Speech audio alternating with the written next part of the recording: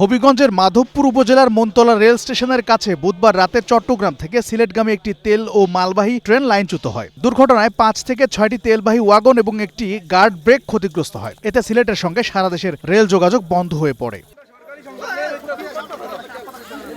দুর্ঘটনার পর ছড়িয়ে পড়া তেল সংগ্রহে স্থানীয়দের ভিড় দেখা যায়। পরিস্থিতি নিয়ন্ত্রণে দ্রুত ঘটনাস্থলে পৌঁছায় বিজিবি। তারা তেল লুটপাটের অপচেষ্টা রোধ করে এবং নিরাপত্তা জোরদার করে। বিজিবি জানায় তাদের তৎপরতায় প্রায় ১,০০০ লিটার ডিজেল উদ্ধার করে সংরক্ষণ করা হয়েছে। আমি এক রনের বিজিবি সদস্য নিয়ে ঘটনাস্থলে আসি যাতে তেল অপচয় না হয় এবং এইসব তেল সংগ্রহ করছি আমরা ড্রামের মধ্যে।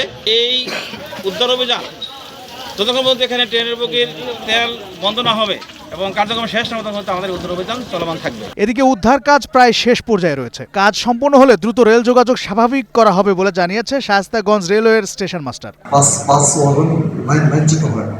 এর ফলে যাত্রীদের বিভিন্ন রুটে চলাচলে বিঘ্ন ঘটে। এখন মোটামুটি আমাদের উদ্ধার কাজ শেষ পর্যায়ে আছে। আশা করি কিছুক্ষণের মধ্যে ট্রেন যোগাযোগ স্বাভাবিক হয়ে যাবে। অপরদিকে ট্রেন চলাচল বন্ধ থাকায় চরম ভোগান্তিতে পড়েছেন যাত্রীরা। অনেকে অভিযোগ করেন রেলওয়ে কর্তৃপক্ষ আগাম কোনো তথ্য না দেয়ায় তারা স্টেশনে এসে ঘন্টার পর ঘন্টা অপেক্ষা করছেন।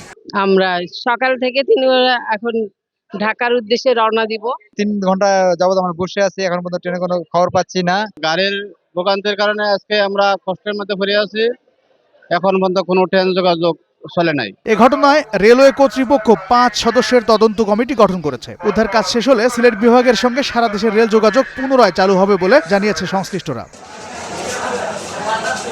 উদ্ধার কাজ শেষ না হওয়া পর্যন্ত ভোগান্তি কমার সম্ভাবনা নেই বলে আশঙ্কা করছেন যাত্রীরা। জাফর আহমেদ শিমুল, গ্রিন নিউজ ডেস্ক।